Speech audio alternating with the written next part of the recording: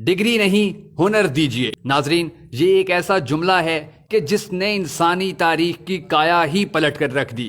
کیسے اور کب، آئیے آپ کو بھی بتاتے ہیں۔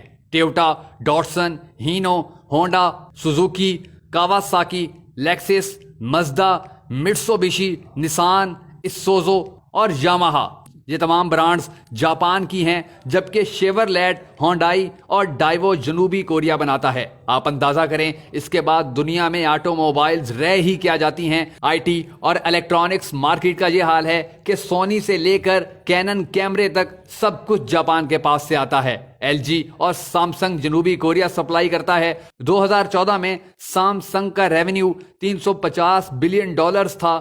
ایسر لیپ ٹاپ تائیوان بنا کر بھیجتا ہے، جبکہ ویتنام جیسا ملک بھی ویتنام ہیلی کاپٹرز کارپوریشن کے نام سے اپنے ہیلی کاپٹرز اور جہاز بنا رہا ہے۔ محض ہوا، دھوپ اور پانی رکھنے والا سنگاپور ساری دنیا کی آنکھوں کو خیرہ کر رہا ہے، اور کیلیفورنیا میں تعمیر ہونے والا ہسپتال بھی چین سے اپنے آلات منگوا رہا ہے۔ خدا کو یاد کرنے کے لیے تسبیح اور جائے نماز تک ہم خدا کو نہ ماننے والوں سے خریدنے پر مجبور ہیں۔ دنیا کے تعلیمی نظاموں میں پہلے نمبر پر فن لینڈ، جبکہ دوسرے نمبر پر جاپان اور تیسرے نمبر پر جنوبی کوریا ہے۔ انہوں نے اپنی نئی نسل کو ڈگریوں کے پیچھے بھگانے کے بجائے انہیں ٹیکنیکل کرنا شروع کر دیا ہے۔ آپ کو سب سے زیادہ ایلیمنٹری سکولز انہی تمام ممالک میں نظر آئیں گے۔ وہ اپنے بچوں کا وقت کلاس رومز میں بورڈز کے سامنے ضائع کرنے کے بجائے حقائق کی دنیا میں لے جاتے ہیں۔ ایک بہت بڑا ووکیشنل انسٹیٹیوٹ اس وقت سنگاپور میں واقع ہے، اور وہاں بچوں کا صرف 20% وقت کلاس میں گزرتا ہے۔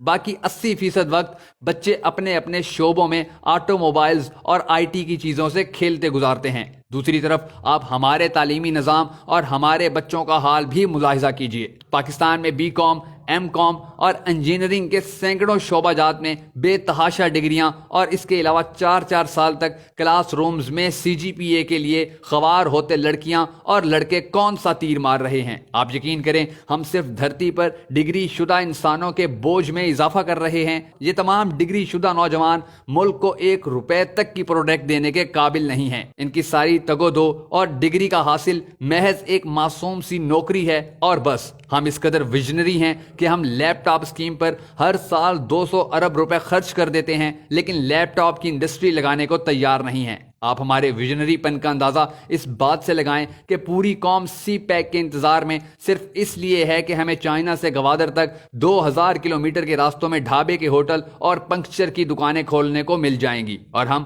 ٹول ٹیکس لے کر بل گیٹس بن جائیں گے۔ اوپر سے لے کر نیچے تک کوئی بھی ٹیکنالوجی ٹرانسفر کروانے میں دلچسپی نہیں رکھتا۔ آپ فلپائن کی مثال لے لیں۔ فلپائن نے پورے ملک میں ہوٹل مینجمنٹ اینڈ ہاسپٹیلٹی کے شعبے کو ترقی دی ہے، اپنے نوجوانوں کو ڈپلوما کورسز کروائے، اور دنیا میں سب سے زیادہ ڈیمانڈ فلپائن کے سیلز مینز اور فیمیل ویٹرز کی ہے۔ حتیٰ کہ ہمارا دشمن بھارت تک ان تمام شعبوں میں بہت آگے جا چکا ہے۔ آئی ٹی انڈسٹری میں سب سے زیادہ نوجوان ساری دنیا میں بھارت سے جاتے ہیں، جبکہ آپ کو دنیا کے تقریباً ہر ملک میں بڑی تعداد میں بھارتی لڑکے اور لڑکیاں سیلز مینز، ویٹرز اور اسی طرح کے دوسرے شعبوں میں کام کرتے نظر آتے ہیں۔ پروفیشنل ہونے کی وجہ سے ان کی تنخواہیں بھی پاکستانیوں کے مقابلے میں 10 گنا زیادہ ہوتی ہیں، اور دوسری طرف لے دے کر ایک مری ہی ہمارے لیے ناسور بن چکا ہے، جہاں کے لوگوں کو سیاحوں کی عزت تک کرنا نہیں آتی۔ چینی کہاوت ہے کہ اگر تم کسی کی مدد کرنا چاہتے ہو تو اس کو مچھلی دینے کے بجائے مچھلی پکڑنا سکھا دو۔